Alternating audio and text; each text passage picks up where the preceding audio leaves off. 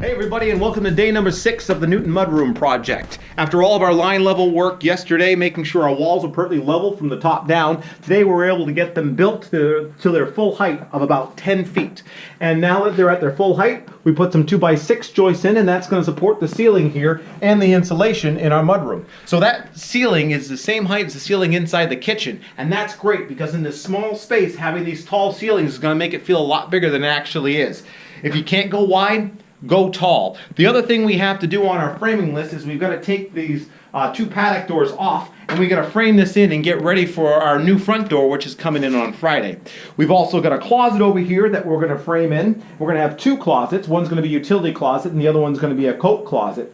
And in order to complete all the framing, we've got to marry the ceiling here into the pitch of the roof over there. So we're not going to continue that any further than it is. We're going to put some strapping in, and then we're going to drywall from the flat ceiling into the pitch of the roof. So that's everything we've got planned for tomorrow and through the end of the week. And yeah, if you got any questions about anything or how it's going together, please leave a comment, give me a like if you're enjoying these videos, and always subscribe. Thanks for checking in.